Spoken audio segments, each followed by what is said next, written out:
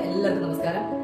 ഞാൻ ഇന്നിവിടെ വന്നത് നമ്മുടെ നാട് നേരിടുന്ന ഒരു പ്രശ്നത്തെക്കുറിച്ചൊന്ന് ചർച്ച ചെയ്യാൻ വേണ്ടിയിട്ടാണ്. നമുക്കറിയാം, കഴിഞ്ഞ 1-2 വീഡിയോസിൽ ഞാൻ ചെയ്തതിന്റെ ബാക്കിയായിട്ടാണ്. എന്താണ് ആ പ്രശ്നം എന്ന് പറഞ്ഞാൽ, നമ്മളെല്ലാവരും കഴിഞ്ഞ ദിവസത്തെ പേപ്പറിൽ വായിച്ച വാർത്തയാണ് ഗർഭാശയ ക്യാൻസറിനെതിരെ കുത്തിവയ്ക്കുകയായിരിക്കാം. നമ്മുടെ ഫിനാൻസ് മിനിസ്റ്റർ നിർമ്മല സീതാരാമൻ കോടിക്കണക്കിന് രൂപയാണ് പെൺകുട്ടികൾക്ക് ഈ ഒരു വാക്സിന് വേണ്ടിയിട്ട് മാറ്റിവെച്ചിരിക്കുന്നത്. നമ്മളെല്ലാവരും കണ്ട കാര്യമാണ്. കാരണം ഇത്രയധികം എടുത്തു പറയുന്ന ഒരു കാര്യമുണ്ട്, മറ്റു ക്യാൻസറുകളെ അപേക്ഷിച്ച് ഗർഭാശയ ക്യാൻസർ ഉണ്ടാകാനുള്ള പ്രധാനപ്പെട്ട കാരണം അണുബാധയാണ്. ജീവിതത്തിൽ ഒരിക്കലെങ്കിലും എല്ലാ സ്ത്രീകളും അത് സഫർ ചെയ്യുന്നുണ്ടെന്നാണ് പറയുന്നത്. അപ്പൊ എങ്ങനെയാണ് ഈ അണുബാധ ഉണ്ടാവുക എന്നുള്ളത് തന്നെ നമ്മുടെ പഠന റിപ്പോർട്ടുകളൊക്കെ വെളിപ്പെടുത്തിയിട്ടുണ്ടായി.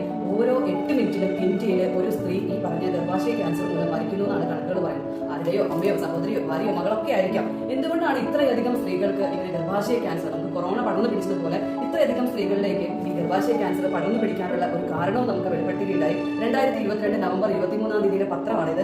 സാനിറ്ററി പാഡുകളിൽ അർബുദത്തിന് കാരണമാകുന്ന മാരകമായ രാസവസ്തുക്കൾ. അന്നത്തെ മാധ്യമങ്ങൾ, എല്ലാ സോഷ്യൽ മീഡിയയും അത് ചർച്ച ചെയ്തു. മാതൃഭൂമി ന്യൂസ്, മനോരമ ന്യൂസ് പോലെയുള്ള ഇന്ത്യ ടുഡേ, ഇന്ത്യയിലെ പ്രമുഖ ദിനപത്രം വരേക്കും പറഞ്ഞു, ഇന്ത്യയിലെ സ്ത്രീകൾ അനുഭവിക്കുന്ന ഈ വലിയ വിഷയത്തിന്റെ പ്രധാനപ്പെട്ട കാരണം അവർ ഉപയോഗിക്കുന്ന സാനിറ്ററി പാഡുകളാണ്. ഇതിനെക്കുറിച്ച് ഗവേഷണം നടത്തിയത് ഡൽഹി ആസ്ഥാനമായിട്ടുള്ള ടോക്സിക് ലിങ്ക് എന്ന് പറയുന്ന സംഘടനയാണ്. പ്രമുഖ ബ്രാൻഡുകൾ, നമ്മുടെ ഇന്ത്യയിലെ സാധാരണക്കാരായിട്ടുള്ള സ്ത്രീകൾ ഉപയോഗിക്കുന്ന പ്രമുഖ ബ്രാൻഡുകളിലാണ് ഇതിനെക്കുറിച്ചുള്ള ഗവേഷണം നടത്തിയത്. എല്ലാത്തിലും തന്നെ ഹാർംഫുൾ ആയിട്ടുള്ള കെമിക്കലുകൾ ഉണ്ടെന്ന് കണ്ടെത്തി. അതിനെക്കുറിച്ച് എന്തുകൊണ്ടാണ് നമ്മുടെ സാനിറ്ററി പാഡുകൾ ഉപയോഗിക്കുമ്പോൾ ഇത്തരത്തിലുള്ള അണുബാധ ഉണ്ടാകാനുള്ള പ്രധാനപ്പെട്ട കാരണങ്ങൾ നമുക്ക് ഒന്ന് നോക്കാം. അതിന്റെ ഏറ്റവും പ്രധാനപ്പെട്ട കാരണം നമ്മൾ ഉപയോഗിക്കുന്ന സാനിറ്ററി പാഡുകളുടെ നനവാണ്. നിങ്ങളൊന്ന് ചിന്തിച്ചു നോക്കി, നമ്മൾ ഉപയോഗിക്കുന്ന പാഡുകളെല്ലാം തന്നെ നമ്മൾ ആ പാക്കറ്റ് പൊട്ടിച്ചു കഴിഞ്ഞാൽ അതുപോലെ തന്നെയാണ്. നമ്മളൊരു ബിസ്ക്കറ്റ് എടുത്ത് ഒരു പാക്കറ്റ് പൊട്ടിച്ച് ആ ബിസ്ക്കറ്റ് കുറച്ച് നേരം കഴിയുമ്പോൾ തന്നെ എന്തായിരിക്കും, പഞ്ഞി പോലെ ആയിരിക്കും. എന്താ കാരണം? നമ്മുടെ അന്തരീക്ഷത്തിലെ ഈർപ്പം അത് വലിച്ചെടുക്കുന്നുണ്ട് അല്ലേ. അപ്പൊ നമ്മളൊരു സാനിറ്ററി പാഡ് തന്നെയായാലും അതൊരു അബ്സോർബന്റ് ആയതുകൊണ്ട് തന്നെ നമ്മൾ അന്തരീക്ഷത്തിൽ അത് തുറന്നു വെച്ചാൽ, നിങ്ങളൊന്ന് ചിന്തിച്ചു നോക്കി, നിങ്ങൾ ഉപയോഗിക്കുന്ന എല്ലാ സാനിറ്ററി പാഡുകളും ഓപ്പൺ ആയാൽ അത് അങ്ങനെ തന്നെയായിരിക്കും ഇരിക്കുക. അതിന്റെ അന്തരീക്ഷത്തിലെ എല്ലാ ഈർപ്പവും അത് അബ്സോർബ് ചെയ്ത് ഓൾറെഡി ഇൻഫെക്റ്റഡ് ആയിട്ടുള്ള ഒരു സാനിറ്ററി പാഡാണ് നമ്മൾ ഒരു മാസങ്ങൾക്ക് ശേഷം ഉപയോഗിക്കാനായിട്ട് പോകുന്നത്. ഇവിടെ നമുക്ക് കെയർ ആൻഡ് സേഫ് എന്ന് പറഞ്ഞൊരു പാഡാണ് നിങ്ങൾക്ക് ഞാൻ പരിചയപ്പെടുത്തിയത്. ഇതൊരു സിപ്പ് ലോക്ക് കവറാണ്. നമുക്ക് ഉപയോഗശേഷം നമുക്ക് അങ്ങനെ തന്നെ ലോക്ക് ചെയ്ത് സേഫ് ആക്കി വെക്കാം. അതോടൊപ്പം തന്നെ ഒട്ടും തന്നെ ഈർപ്പം നിലനിൽക്കാത്ത ഫോയിൽ പേപ്പറാണ്, ചൂട് തങ്ങി നിൽക്കുന്ന രീതിയിലുള്ള ഫോയിൽ പേപ്പറാണ് ഇതിന് വേണ്ടിയിട്ട് നമ്മൾ യൂസ് ചെയ്തിരിക്കുന്നത്.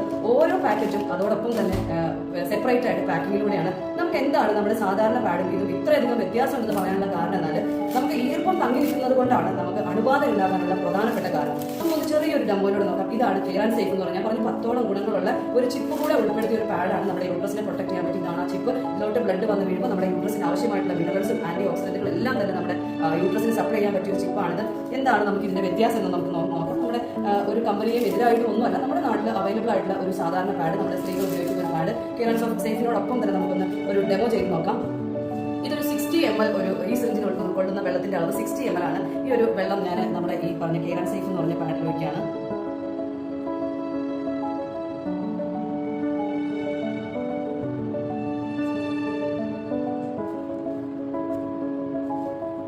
അതോടൊപ്പം തന്നെ ആ സെയിം 60 ml തന്നെ നമ്മൾ ഉപയോഗിക്കുന്ന സാധാരണ സ്ത്രീകൾ ഉപയോഗിക്കുന്ന ഇന്ത്യയിലെ 65% സ്ത്രീകളും ഉപയോഗിക്കുന്ന സാനിറ്ററി നാപ്കിനിലേക്ക് നമ്മൾ അതുപോലെ തന്നെ ഒഴിക്കുകയാണ്. സെയിം അതേ എമൗണ്ട്, അത്ര തന്നെ വെള്ളം.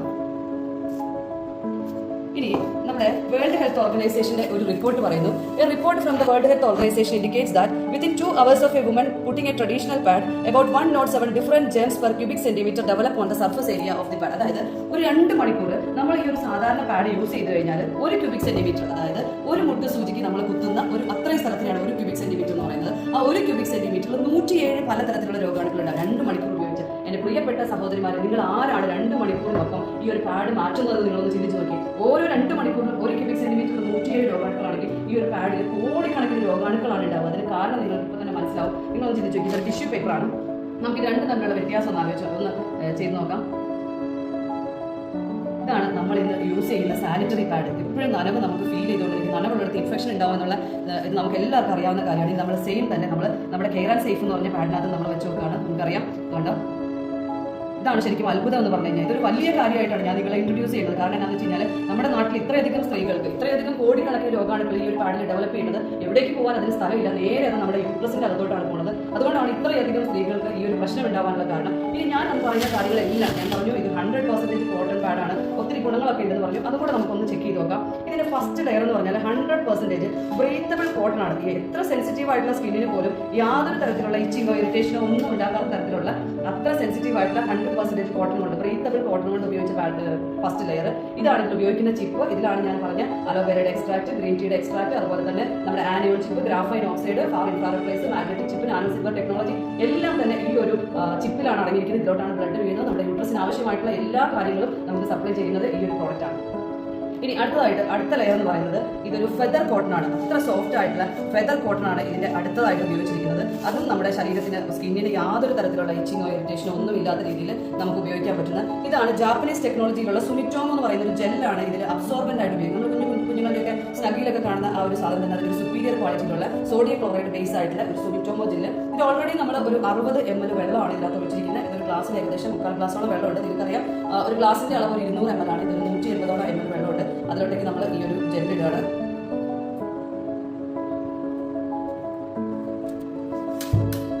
നമ്മുടെ നാട്ടിൽ ഉപയോഗിക്കുന്ന സാധാരണക്കാരായിട്ട് ഉപയോഗിക്കുന്ന സാധാരണ സ്ത്രീകൾ ഉപയോഗിക്കുന്ന പാഡാണ് ഈ കാണുന്നത്. നമുക്കറിയാം 100% പ്ലാസ്റ്റിക് ആണ്. നമുക്ക് എല്ലാവർക്കും അറിയാവുന്ന കാര്യമാണ് പ്ലാസ്റ്റിക് യൂസ് ചെയ്താൽ നമുക്ക് ക്യാൻസർ ഉണ്ടാവും. പ്ലാസ്റ്റിക്കിന്റെ ഒരു ചെറിയ ചൂട് തട്ടിയാൽ പോലും നമുക്കറിയാം നമ്മൾ കാറിലൊക്കെ ഇരിക്കുന്ന വെള്ളം ചൂടായാലും കുടിക്കരുതെന്ന് പറയാനുള്ള കാരണം ഒരു ചെറിയ ചൂട് തട്ടിയാൽ പോലും അതിന് ഡയോക്സിൻ, കാർബൺ മോണോക്സൈഡ് തുടങ്ങിയ വാതകങ്ങൾ പുറത്തു വരും. ഇതെല്ലാം നമ്മൾ ശ്വസിച്ചാൽ അല്ലെങ്കിൽ കുടിച്ചാലൊക്കെ നമുക്ക് ക്യാൻസർ ഉണ്ടാവും. ഇത് കണ്ടോ ഇത്രയും സോഫ്റ്റ് ആയിട്ടുള്ള ഈ പറഞ്ഞ പ്ലാസ്റ്റിക്കിലേക്ക് ചൂടുള്ള ബ്ലഡ്, ഹോട്ട് ബ്ലഡ് ആണ് വീഴുന്നത്. ആ ബ്ലഡ് വീഴുന്ന സമയത്ത് ഇത് ഓട്ടോമാറ്റിക്കലി ഇതിന്റെ ഘടനയിൽ വ്യത്യാസം വരും.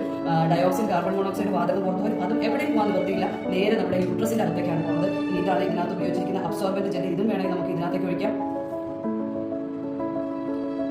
നിങ്ങളൊന്ന് ചിന്തിച്ചു നോക്കിയേ, നമ്മുടെ നാട്ടിലെ ഒരു ടിഷ്യൂ പേപ്പർ, ഈ 2-3 ടിഷ്യൂ പേപ്പർ മടക്കി വെച്ച് അതിന്റെ മുകളിൽ ഒരു പ്ലാസ്റ്റിക് കവറും ഇട്ട് തന്നിട്ടാണ് നമ്മൾ ഇത്രയധികം രോഗങ്ങൾ നമ്മൾ വാരിക്കൂട്ടാനായിട്ട്. നമ്മുടെ വീട്ടിലെ അമ്മയും പെങ്ങളും മകളും ഭാര്യയും എല്ലാം ഇത്രയധികം രോഗങ്ങളിലേക്ക് മാറാനുള്ള ഒരു പ്രധാന കാരണം. ഇതൊന്നും നിങ്ങൾക്ക് ചിന്തിച്ചു നോക്കിയാൽ അറിയുന്നുണ്ട്.